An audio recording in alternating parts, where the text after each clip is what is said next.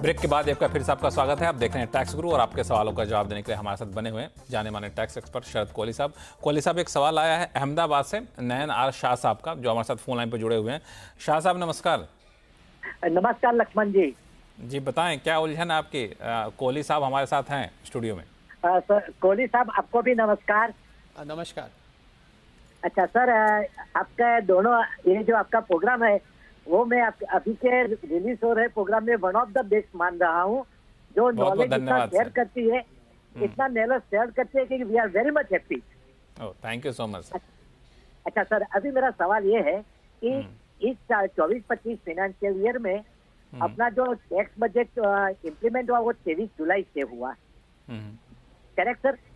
जी ठीक है। अच्छा, अभी उसमें जो सर जो लॉन्ग टर्म कैपिटल गेन जो लगने वाला है उसमें दो रेट्स हो गए हैं।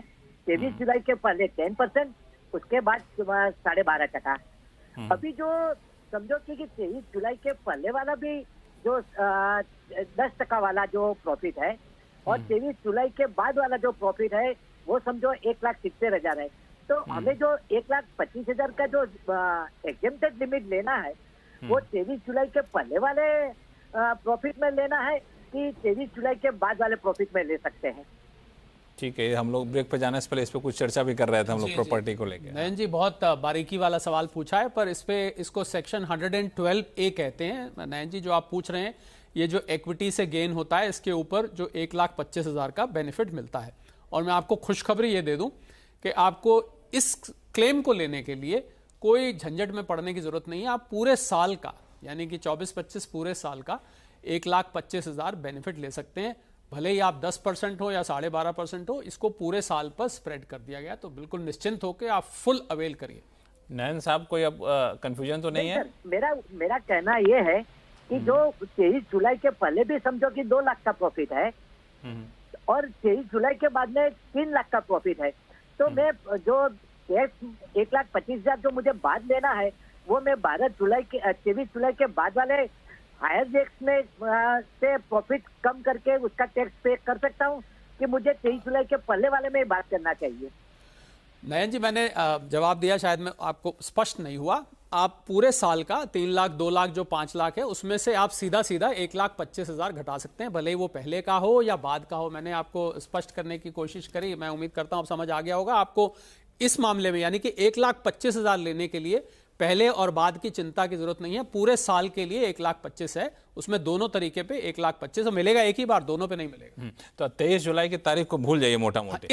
इस मामले में कम से कम भूल जाइए। भले ही वो बजट बीच में पेश हुआ तो ये टाइमलाइन आ गया है, लेकिन यहाँ पे आप 23 जुलाई की तारीख को भूल जाइए। एक फोन कॉल और हमारे साथ आ चुके हैं, वो है एनके जैन साहब का। एनके जैन साहब नमस्कार। नमस्कार सर। बताएं, क्या उलझन है आपकी? हमारी ये उलझन है सर, हमने फाइनेंशियल ईयर 24-25 में रूरल एग्रीकल्चर लैंड सेल किया है जी। ये लैंड इनहेरिटेंस में हम लोगों को मिला था, बहुत पुराना लैंड है। तो इसको जो सेल वैल्यू है ये सेक्शन 45 में बोलते हैं कि ये एग्रीकल्चर लैंड असेट की डेफिनेशन में नहीं आता है। अच्छा। तो इसको हम लोग जो सेल वैल्यू है या जो भी गेन है कहीं ITR में डिस्क्लोज करना है मेरे को? ये बिल्कुल जैन साहब, डिस्क्लोज करना है, भले ही वो एग्रीकल्चर लैंड एग्जेम्प्ट होता है। आपने बिल्कुल ठीक पकड़ा है, इसको आप एग्जेम्प्ट इनकम, एक शेड्यूल EI होता है, उसमें डिस्क्लोज करना है। परंतु अब ये लक्ष्मण परंतु यहाँ काम का है, मैं जैन साहब को सलाह दूंगा, इसको आप चेक कर लीजिए। आयकर अधिनियमों के अंतर्गत कुछ लिमिट्स दी हुई हैं, और यह है कि आपका जो लैंड है वो कितनी दूर है ऐसी म्यूनिसिपैलिटी से जिसकी पॉपुलेशन कितनी होती है। तो ये एक बार चेक कर लीजिएगा। अगर 10,000 की पॉपुलेशन है, 10,000 से 1 लाख तक है, तो 2 किलोमीटर रेंज से बाहर होना चाहिए। यही 1 लाख से 10 लाख हो जाता है 6 किलोमीटर, और 10 लाख से ऊपर की पॉपुलेशन है तो 8 किलोमीटर। तो ये म्युनिसिपल लिमिट्स एक बार चेक कर लीजिएगा। प्रिंसिपली जो आपने पकड़ा है बिल्कुल ठीक है, माफ होता है।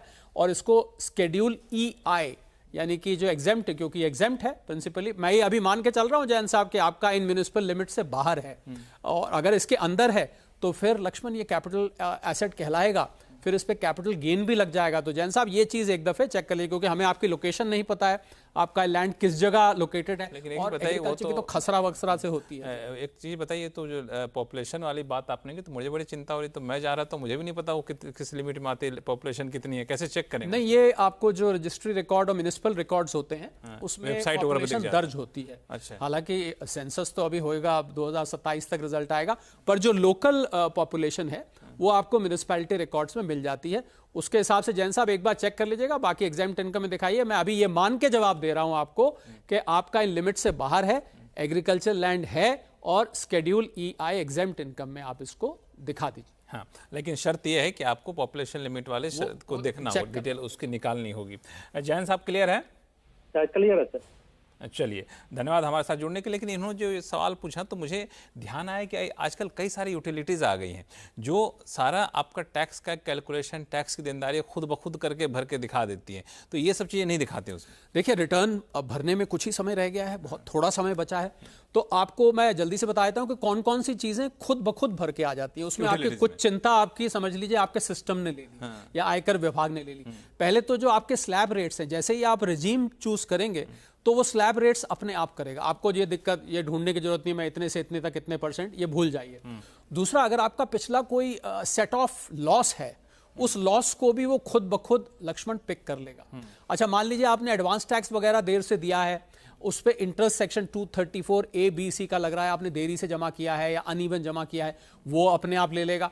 और इसके अलावा आपको मान लीजिए 87A के अंतर्गत रिबेट मिलना है, 7 लाख का रिबेट पिछले साल है, उस रिबेट को भी वो खुद ब खुद कैलकुलेट कर लेगा। और सबसे बड़ी बात लक्ष्मण, जो 26AS जिसको मैं आमना सामना कहता हूं, और AIS जिसको मैं आईना इसे समझिए कहता हूं, इन दोनों स्टेटमेंट्स में जो इंफॉर्मेशन है वो भी कोलेट होके आपके रिटर्न में आपको दिखाई देने लग जाएगी।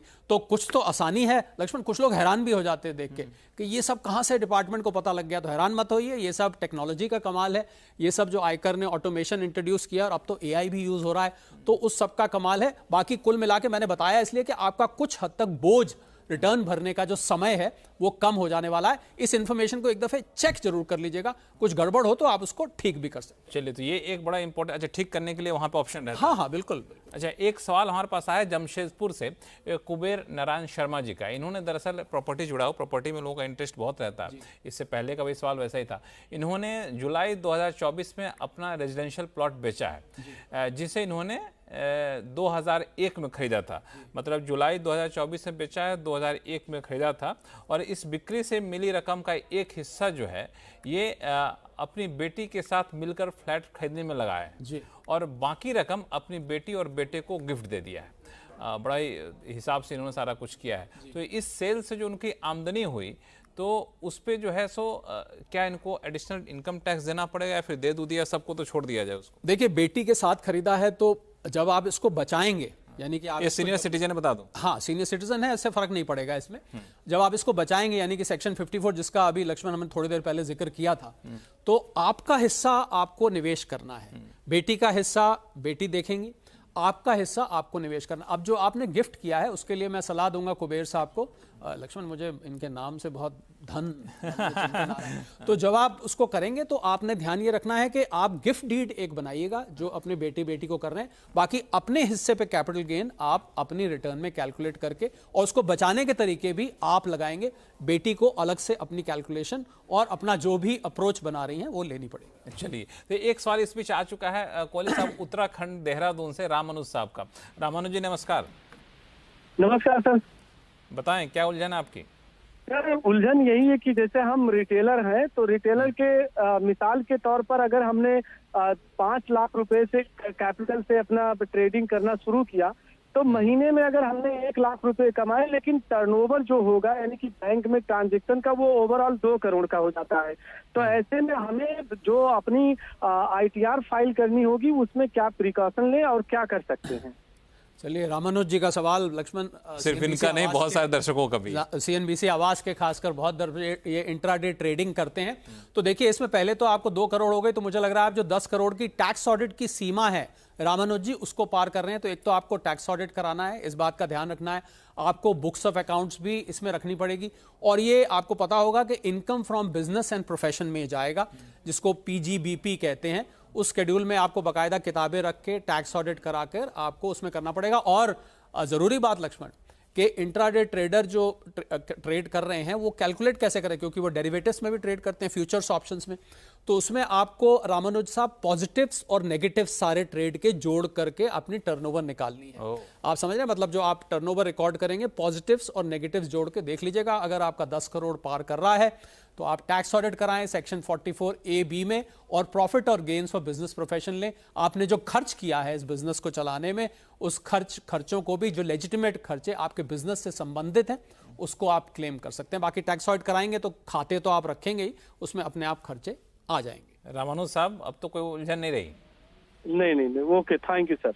चलिए, थैंक यू सो मच हमारे शो में जुड़ने के लिए। चूंकि ITR का मामला अब तो आखिरी वक्त है, बिल्कुल, कुछ टिप्स देना चाहेंगे? कुछ बस टिप्स यही देना चाहूंगा, अगर समय कम है तो मुझे लग रहा है आपको अपने सारे कागजात इकट्ठे करके, इन्फॉर्मेशन इकट्ठे करके, बिल्कुल टेंशन फ्री होके और आप आराम से रिटर्न भरिए। स्ट्रेस मत लीजिए। मैंने देखा है लक्ष्मण, गलती वहां होती है जहां स्ट्रेस हो जाता है ना, एकदम टेंशन ले लेते हैं, हाय अब क्या हो गया, लास्ट डेट आ गई, इधर फोन करो, उधर फोन करो, बैंक को फोन करो, स्टेटमेंट दे दो, तो वो कुछ मकान बेचा है उसको, सेलर को, बायर को फोन करो, भैया ये कागज भेजो। बिल्कुल स्ट्रेस फ्री रह के आप भरें, गलती नहीं होगी। समय समय पर जो हम टैक्स गुरु में बताते रहे हैं लक्ष्मण, यूट्यूब पे पिछले सारे एपिसोड्स आप उसको देखिए, आपको बहुत मदद। अच्छा, गलती हो भी गई तो आप रिवाइज कर सकते हैं आगे। बिल्कुल रिवाइज कर सकते हैं। हाँ, लेकिन समय पर टैक्स जरूर भर लीजिएगा। कोहली साहब, बहुत बहुत धन्यवाद सारे सवालों का जवाब देने के लिए। तो टैक्स गुरु में फिलहाल इतना ही। आपको ऐसा कोई भी सवाल हो, चाहे इनकम टैक्स से जुड़ा हुआ हो या फिर GST से, तो आप हमें लिख भेजिए tax@moneycontrol.com पे। और जब अपना सवाल भेजते हैं तो अपना नाम और मोबाइल नंबर लिखना ना भूलें। देखते रहिए CNBC आवाज़। नमस्कार।